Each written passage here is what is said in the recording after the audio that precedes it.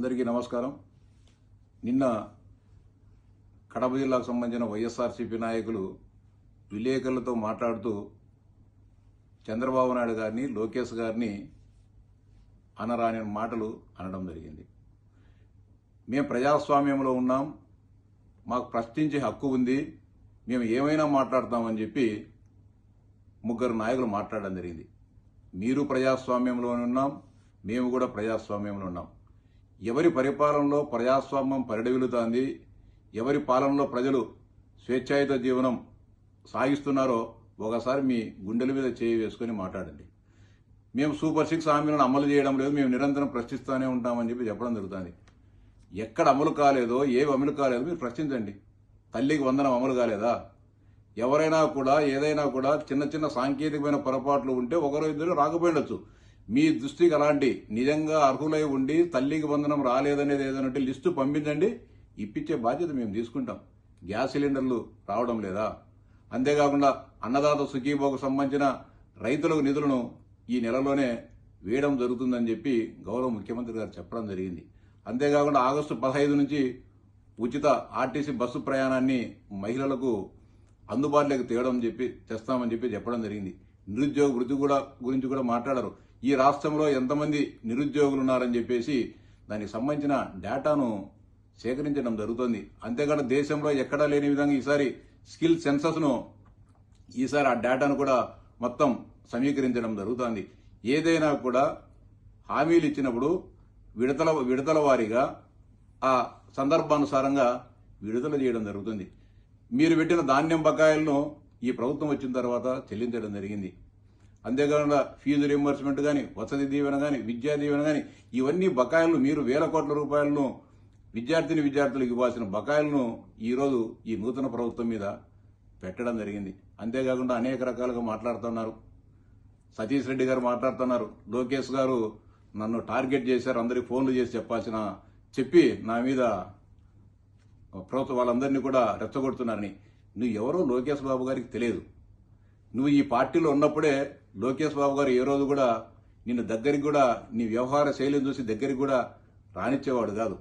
ఎప్పుడో నువ్వు పార్టీ మారి 2019లో నువ్వు పార్టీ నుంచి వైదొలిగితే సతీష్ రెడ్డి గారిని గుర్తుపెట్టుకొని నిన్ను వేధించాల్సినంత అవసరం లోకేష్ బాబుకు కర్మ పట్టలేదని చెప్పి చెప్తాను. సతీష్ రెడ్డి గారికి ఏం అవసరం? నువ్వేం మహానాయకునివే?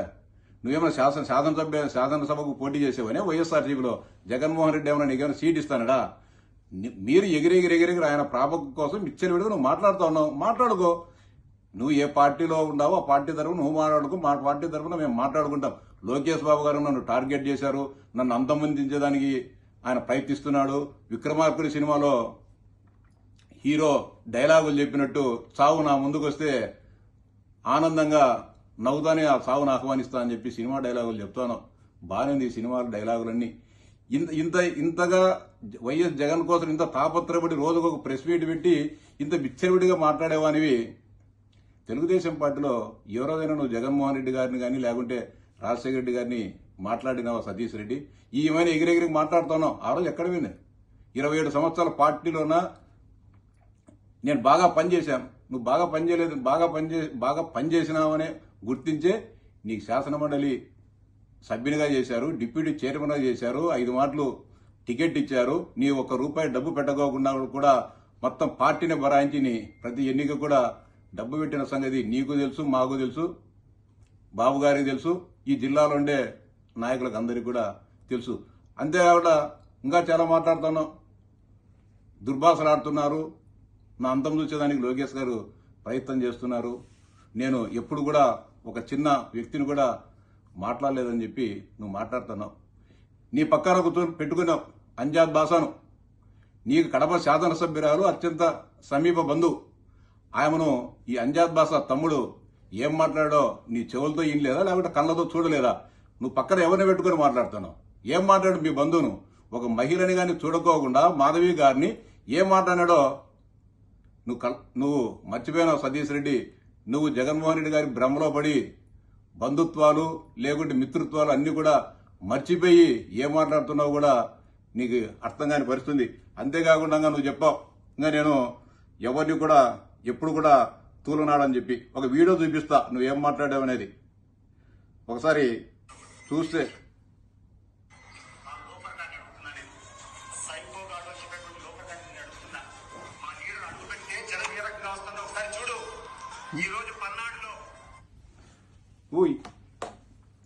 ఇవన్నీ కూడా లోఫర్గాడ్ అని చెప్పి లోకేష్ బాబు గారిని మాట్లాడడం కరెక్ట్ కదా? నీ సభ్యత? మీ అధ్యక్షుడు ఏం మాట్లాడాడు? పరపర పరపర నరికేస్తామని చెప్పాడు. అది సమాజం హర్షించే పనేనా? మీ నాయకుడు ఏ దారిన పోతా ఉన్నాడో మీరు కూడా ఆ దారిన నడుస్తూ ఉన్నారు. అంతేకాకుండా జిల్లాకు సంబంధించి కూడా అనేక సమస్యలు మాట్లాడుతూ ఉన్నాం. 2019-24 మధ్య కాలంలో మీ పార్టీ అధికారంలో ఉన్నప్పుడు కడప జిల్లాలో కానీ లేకపోతే మనమందరం ఉండే పులివెందుల నియోజకవర్గంలో కానీ ఒక్క ఎకరాకైనా జగన్మోహన్ రెడ్డి గారు నీరిచ్చారా? ఇప్పుడు మేము అధికారంలోకి వచ్చి సంవత్సరం అయింది. ఈ సంవత్సరంలో రాయలసీమ ప్రాంతంలో ఉన్న అన్ని ఇరిగేషన్ పెండింగ్ ప్రాజెక్టులన్నీ కూడా పూర్తి చేసేదానికి కంకణం కట్టుకొని పనిచేయడం జరుగుతోంది. మీకు గుర్తుందో లేదో, మే 29వ తారీఖున జరిగిన కడప మహానాడు బహిరంగ సభలో గాలేరు నగరి కాలువలను కడప వరకు పూర్తి చేసేదానికి 1000 కోట్ల రూపాయల వరకు ఖర్చు అయ్యేదాన్ని ఇంజనీర్లు అంచనా వేస్తే వాటిని ఈ ఏడాదిలోనే పూర్తి చేస్తామని చెప్పి ముఖ్యమంత్రి గారు బహిరంగంగా చెప్పిన విషయం వాస్తవమా కాదా? మీకేమన్నా చెవులకు ఏమన్నా పాదరసం ఏమైనా పెట్టుకొని ఉన్నారా? ఎందుకని మీరు పూర్తి చేయలేకపోయినారు? రాయలసీమలో ఒక్క ఎకరాకు అదనంగా అయినా కానీ నీళ్ళు ఇచ్చినారు. మీరెందుకు కానీ జగన్మోహన్ రెడ్డి మీరెందుకు ప్రశ్నించలేకపోయినారు? ఈ జిల్లా ప్రజాప్రతినిధులు కానీ రాయలసీమకు సంబంధించిన వైఎస్ఆర్సీపీ ప్రజాప్రతినిధులు కానీ ఏ రోజైనా కానీ జగన్మోహన్ రెడ్డి గారి దగ్గరికి పోయి మీరు మాకు ఈ పెండింగ్ ప్రాజెక్టులు పూర్తి చేయండి, మాకు సాగునీరు అందజేయండి అని చెప్పి మాట్లాడినారా? రాయలసీమ ఎత్తిపోతల పథకానికి గ్రీన్ ట్రిబ్యునల్లో స్టే వస్తే కనీసం ఒక మంచి లాయర్ను పెట్టి ఆ స్టే ఎత్తేసేదానికి ఏ రోజైనా సరే మీ నాయకుడు కానీ మీరు కానీ ప్రయత్నించినారా? కడపలో జమ్మలమడుగులో స్టీల్ ప్లాంట్ పెట్టిన తర్వాతనే జమ్మలమడుగులో నేను ఓట్లు అడుగుతా అని చెప్పాడు. మళ్ళీ అభ్యర్థిని పెట్టాడా లేదా? స్టీల్ ప్లాంట్ ఎక్కడ పోయింది? ఇదే స్టీల్ ప్లాంట్ను అతి త్వరలో ఆ పనులు కూడా ప్రారంభించడం జరుగుతుంది తెలుగు ఎన్డీఏ ప్రభుత్వంలో. ఇవన్నీ కూడా రాయలసీమ ప్రాంత సర్వతోముఖాభివృద్ధి కోసం ఎన్డీఏ ప్రభుత్వం అనుగుణంగా కూడా పాటుపడుతోంది. వాటన్నిటిని కూడా మర్చిపోయి ఈరోజు ఇష్టానుసారంగా ఏదో సాక్షి ఛానల్లో లైవ్ చూపిస్తున్నారని చెప్పి నువ్వు మాట్లాడుతూ ఉన్నావు. నేను అందరికీ చెప్పే పార్టీ మారిని అంటున్నావు.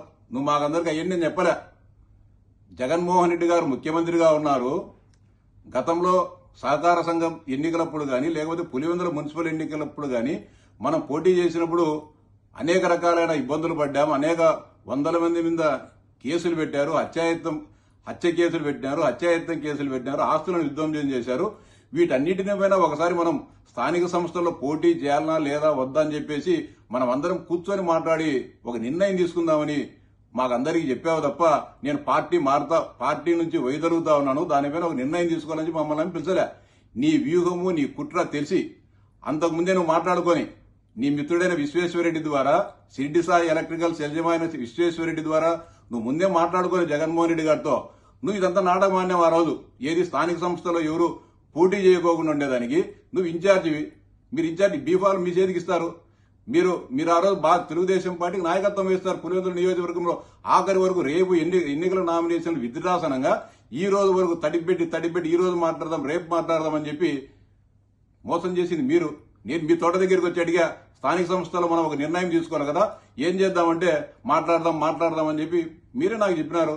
తర్వాత ఆ రోజు అకస్మాత్తుగా పిలిచి నువ్వు అప్పటికే మాట్లాడుకునే విషయం మాకు కూడా సమాచారం ఉంది కాబట్టి మేము ఆ సమాచారానికి రాలే. ఆ మీటింగ్లో మీరేం మాట్లాడినారు?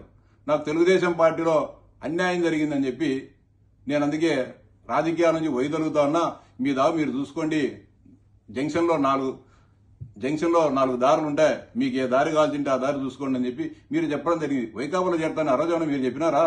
మీరు వైకాపాలో చేరతా నేను రాజకీయాలు చేయలేను, 5 మార్లు పోటీ చేసినా కూడా ప్రజలు నన్ను అంగీకరించలేదు కాబట్టి నేను రాజకీయాలకు దూరంగా ఉండాలనుకుంటున్నానని చెప్పి చెప్పినావు. వైకాపాలో చేరతా అని చెప్పి ఆ సమావేశంలో చెప్పినావా? సరే వైకాపా సమావేశం మీరు వైకాపాకు వెంటే ఈ నియోజకవర్గంలో ఎవరైనా మీతో పాటు ఇచ్చినారా? ఇవన్నీ కూడా మాట్లాడకుండా ఇష్టానుసారంగా బాబు గారిని లోకేష్ గారిని మాట్లాడొద్దు సతీష్ రెడ్డి. ఎవరు కూడా వీరది చెప్తున్నారు, దాడులు చేస్తే పెద్దలను ఎవరు కూడా దాడులు చేసే సంస్కృతి లేదు. మీరు దాడులు చేసే సంస్కృతి ఉన్న పార్టీలో ఉన్నారు. దాడులు చేసే సంస్కృతి ఉన్న పార్టీలో మీరు కొనసాగుతూ అవతల వారి పైన నెపం వేయడము తగదు. నీ గురించి తెలుగుదేశం పార్టీ పట్టించుకోవాల్సిన అవసరం లేదు. నువ్వేమీ ఇక్కడ వచ్చి పొరిచేది లేదు, ఇంకోటి లేదు. కాబట్టి మాట్లాడేటప్పుడు కానీ మీరు కూడా నోరు అదుపులో పెట్టుకొని మాట్లాడండి. ఈ ప్రాంత సమస్యలు ఏమున్నా మాట్లాడండి. మాట్లాడాలంటే ఎక్కడికి రావాలా? డిఆర్సీ సమావేశాన్ని మీ ప్రజలు ఎందుకు రావడంలే? జగన్మోహన్ రెడ్డి ప్రశ్నించు, అసెంబ్లీకి వచ్చి ప్రశ్నించమని చెప్పు. మీ జగన్మోహన్ రెడ్డిని ఎందుకు కానీ బాయ్కాట్ చేస్తున్నాడు? కడపలో జరిగే డిఆర్సీ సమావేశానికి మీ ఎంపీ రాడు, మీ ఎమ్మెల్యేలు రారు, మీ ఎమ్మెల్సీలు రారు. ఎందుకు కానీ రారు? ప్రశ్నించరా? మాకంటే మీకు ఎక్కువ ఉంది కదా స్ట్రెంత్ కడప జిల్లాలో. డిఆర్సీ సమావేశంలో మీ శాసనసభ్యులకు సంబంధించి కానీ మీ ఇద్దరు ఎంపీలు ఉన్నారు, 3 ఎమ్మెల్యేలు ఉన్నారు, 4 ఎమ్మెల్సీలు ఉన్నారు. మాకంటే ఒకరు ఎక్కువే ఉన్నారు మీకు. ఎందుకు కానీ మాట్లాడు? అసెంబ్లీకి రమ్మని చెప్పండి. పులివెందుల సమస్యలు, కడప సమస్యలు, రాయలసీమ సమస్యలు అన్ని కూడా మాట్లాడదాం. ప్రభుత్వం నిలియమని చెప్పండి అన్యాయం జరుగుతుంటే. కాబట్టి అనవసరంగా ఆవేశంగా మాట్లాడి ఉద్రిక్తతలను రెచ్చగొట్టాల్సిన అవసరం లేదని చెప్పి వైఎస్ఆర్సీపీ నాయకులకు స్పష్టంగా చెప్తానా. మీ విధానాలు ఏదో స్పష్టంగా చెప్పుకోండి. ప్రభుత్వంలో లోటుపాట్లు ఏదైనా జరుగుతుంటే తీసుకురండి. వాటన్నిటిని కూడా అన్ని మేము 100% కరెక్ట్గా జరుగుతాయని చెప్పలేము. అందరూ కూడా మానవులే, తప్పులు జరగచ్చు. వాటన్నిటిని కూడా తీసుకొని రండి. ఖచ్చితంగా ఒక ప్రజాస్వామ్యయుతమైన రాజకీయాలు మేము చేస్తాం, మీరు కానీ అట్నే చేయండి.